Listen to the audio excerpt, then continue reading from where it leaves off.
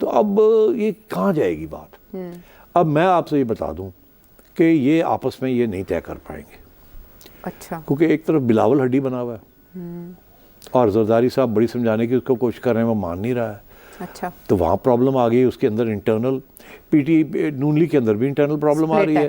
یہ کچھ لوگ کہہ رہے ہیں نہ جاؤ، کچھ لوگ کہہ رہے ہیں نہیں چلیے چلیے چلیے. تو یہ مسئلہ کیسے حل ہوگا؟ اسٹیبلشمنٹ چاہے تو ویل ڈن ویل ڈن. تو اب ہوگا یہ کہ پوری رپورٹ چلی گئی ہے اسٹیبلشمنٹ کو. اچھا. میں آپ کو خبر دے رہا ہوں، رپورٹ کارڈ چلا گیا. ہاں رپورٹ کارڈ چلا گیا، اور کس نے دیا ہے وہ آپ مجھے مت پوچھیں.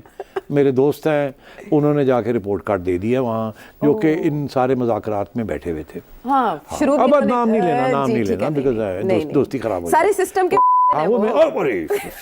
تو انہوں نے جا کے تم مرواؤ گی کیا کرتی ہو، صدا کرو، میرے تعلقات ہیں چڑیا. نہیں دیکھیں اتنا بڑا کام انہوں نے کیا ہے. اچھا چھوڑو نا. اچھا انہوں نے رپورٹ دے دی جا کے کہ جی اتنے تے اے ہو رہے ہیں. تو وہ فون کی کرنا ہے، ان کو جا کے ڈیڈ لاک توڑو. اس کو یہ کہا گیا کہ جا کے ان کو سمجھائیں ڈیڈ لاک توڑیں.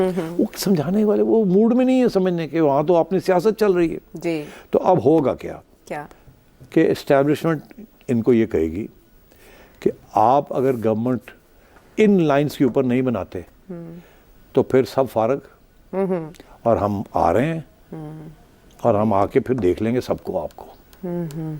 ٹھیک ہے. یہ آخری دھمکی ہوگی اسٹیبلشمنٹ کی. کرو گورنمنٹس بناؤ، فوراً بناؤ.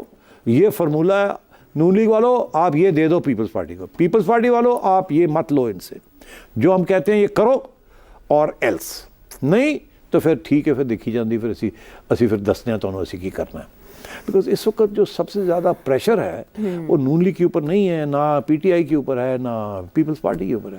پریشر تو اسٹیبلشمنٹ پہ ہے. بالکل. بیکاز یہ تو اسٹیبلشمنٹ کا ارینجمنٹ چل رہا ہے نا. ان کے سٹیکس ہیں زیادہ، سب سے زیادہ ان کے سٹیکس ہیں. اور یہاں صرف اسٹیبلشمنٹ ایز این انسٹیٹیوشن کے سٹیکس نہیں ہیں، کچھ لوگوں کے اپنے ذاتی سٹیکس بھی ہیں. تو اب اس سے زیادہ بات کرنا مناسب نہیں ہے. تو میں یہ سمجھتا ہوں کہ یہ نہ ہو کہ اگر یہ معاملہ طے نہ ہوا، یہ ڈیڈ لاک جیسے اسٹیبلشمنٹ کہتی ہے، تو یہ اس بات جو ہے یہ ہاتھ سے باہر نکل جائے گی.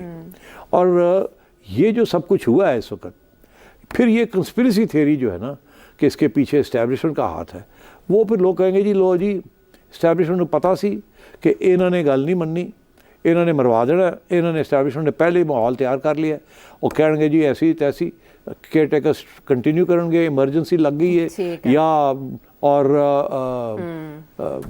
کمیشن بن گئی ہے، چیف جسٹس آ کے بیٹھ جان، کر لیں، دیکھ لیں، 6 مہینے لگا لیں، دیکھ لیں کیا ہو رہا ہے. الیکشن کمیشن سسپینڈ ہو گئی ہے، یہ ہو گیا وہ ہو گیا. بیکاز الزام جو لگا ہے وہ لگ گیا ہے الیکشن کمیشن کے اوپر. جی. استعفیٰ آ سکتا ہے چیف الیکشن کمشنر کا؟ میرا خیال ہے استعفیٰ اگر آیا تو آ بھی سکتا ہے، اور مگر اسٹیبلشمنٹ کے انٹرسٹ میں نہیں ہوگا کہ اس وقت استعفیٰ ہے.